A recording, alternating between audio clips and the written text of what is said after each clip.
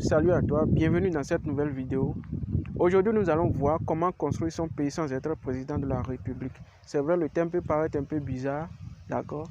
Mais nous allons voir ici, aujourd'hui, comment y parvenir. À tout de suite.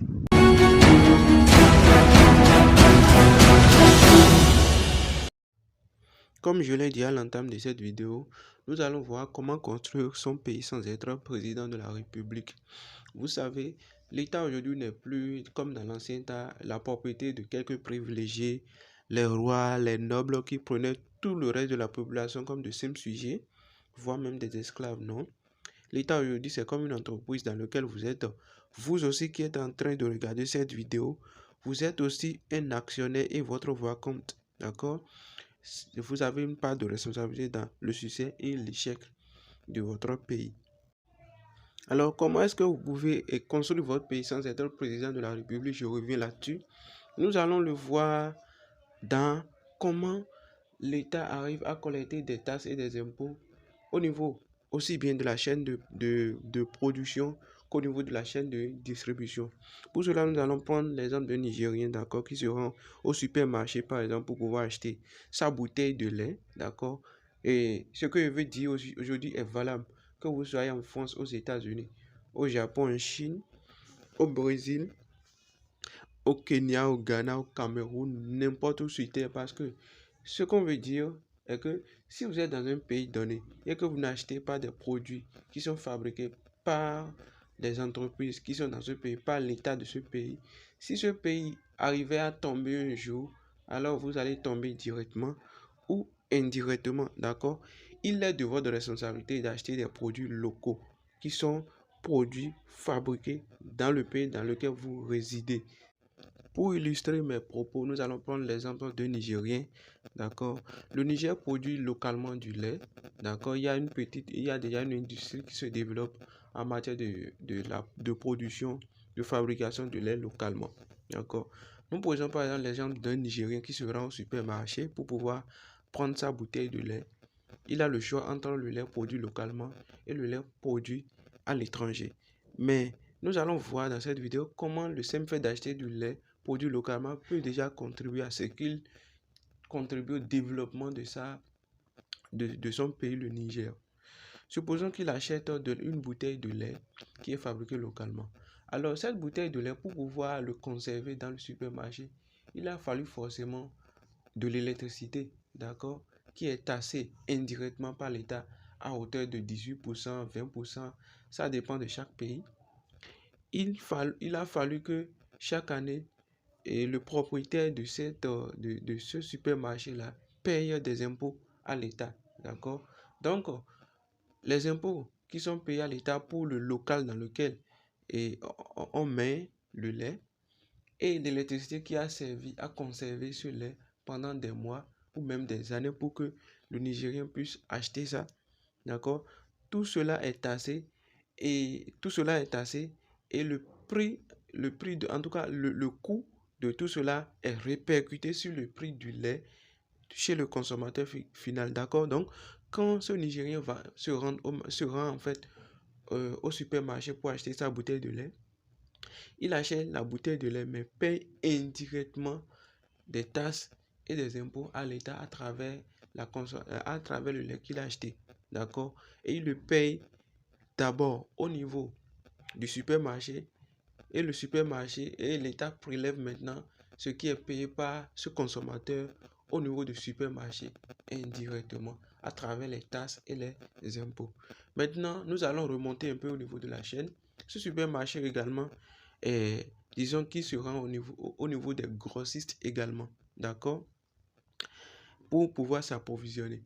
Alors là, le grossiste aussi, pour pouvoir conserver son produit, pour pouvoir l'acheter, le transporter, il a fallu il a fallu du carburant pour transporter ce produit jusqu'à la ville. Il a fallu le conserver aussi à un endroit. Il a fallu aussi il a fallu un local aussi qui est taxé par l'État, d'accord? Et tout cela se répercute aussi sur le prix de vente au niveau du grossiste qui le vend au supermarché. D'accord? Alors là, l'État encore prélève des taxes et des impôts à travers l'électricité, le local, indirectement chez le supermarché qui vient acheter des grandes quantités de lait au niveau du grossiste.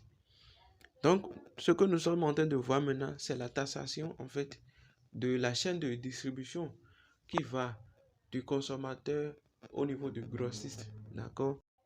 Si nous prenons maintenant le grossiste aussi se rend dans une usine donnée, d'accord, qui fabrique, dans une entreprise donnée qui fabrique du lait en grande quantité, d'accord. Alors là, lui aussi, il est taxé directement ou indirectement. Pourquoi? Parce que cette entreprise aussi utilise de l'eau, de l'électricité et un local pour pouvoir fabriquer son lait, d'accord? Et tout cela est taxé encore par l'État. Donc, à ce niveau encore, au niveau de la chaîne de production, l'État récupère encore une partie de l'argent du consommateur indirectement, sans qu'on s'en rende compte, parce que l'électricité qui sont taxées permettent à l'État encore de récupérer de l'argent dans les caisses de l'État. Parce que quand on parle de taxes et impôts, cela veut dire qu'on récupère en fait de l'argent, d'accord, pour pouvoir le mettre dans les caisses de l'État. Et c'est ça qui va construire, qui a servi à construire des écoles, des routes et des hôpitaux, d'accord. Alors, le fabricant également, qui est taxé au niveau de l'eau, l'électricité de son local aussi, lui aussi se rend forcément dans un endroit donné chez des producteurs pour pouvoir s'approvisionner en lait qui sont pressés au niveau des vaches, d'accord, par des producteurs lambda. Donc ce lait, le lait qui est produit au niveau des producteurs aussi, d'accord, est aussi taxé parce que ceux-là aussi utilisent des intrants, des vaccins pour pouvoir bien, en tout cas, entretenir leur cheptel, leur troupe de bœufs, d'accord. Et pour qu'ils puissent entretenir ces troupes de bœufs, ils ont forcément aussi d'un certain nombre d'intrants qui sont aussi taxés par l'État. Donc, dans la chaîne de valeur de la production et de la distribution du lait, d'accord, l'État récupère des taxes et des impôts chez différents acteurs, non seulement au niveau du distributeur final, qui est le supermarché, également au niveau du distributeur grossiste, d'accord, également au niveau du fabricant et également au niveau du fabricant de la matière première qui est le producteur. Donc, quand vous achetez des produits locaux, l'État arrive à collecter suffisamment de taxes et d'impôts et cela permet en fait d'avoir davantage de ressources financières pour pouvoir s'occuper des charges de l'État en dépenses et en investissement. Et comme je suis en train de le dire, je le répète, quand vous achetez des produits locaux, vous permettez en fait à l'État d'avoir suffisamment de taxes et d'impôts collectés aussi bien au niveau de la chaîne de distribution qu'au niveau de la chaîne de production. Ce qui permet d'augmenter, d'améliorer les recettes de l'État pour pouvoir s'occuper de toute la population, de nos besoins en électricité, en eau potable, en hôpital, en centre de santé, d'accord?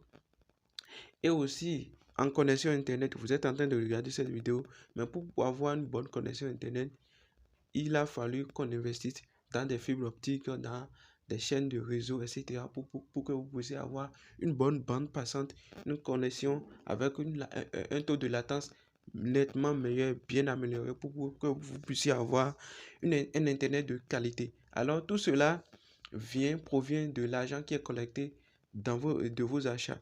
Et si le Nigérien, en 30 ans, n'avait pas acheté un produit qui est fabriqué localement, d'accord, et que c'est seulement au niveau de la chaîne de distribution que de l'argent était récupéré sous forme d'impôts et de taxes, cela veut dire quoi? Cela veut dire que tout ce qui serait comme taxes et impôts qu'on aurait pu récupérer au niveau de la chaîne de production, d'accord, aurait pu être donné à un État étranger parce que à un moment donné, dans la chaîne dans la chaîne de valeur, on sera obligé de sortir de l'argent du pays pour pouvoir aller acheter du lait à l'étranger.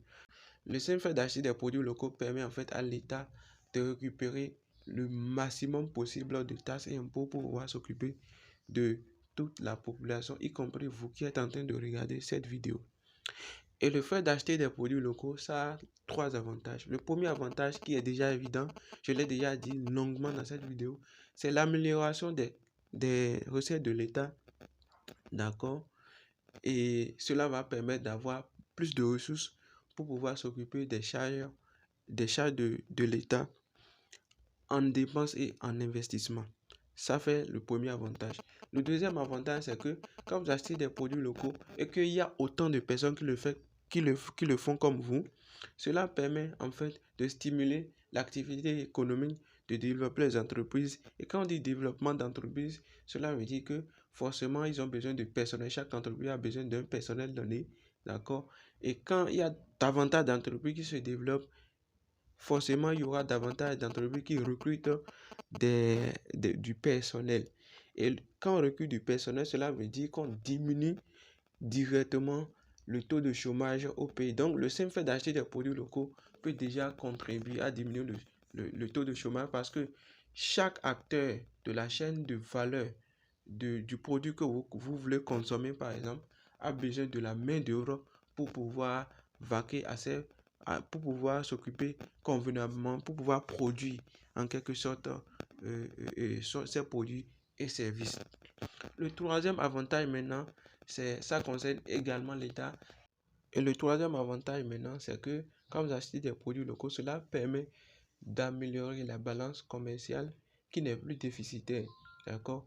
On importe moins de produits de l'extérieur.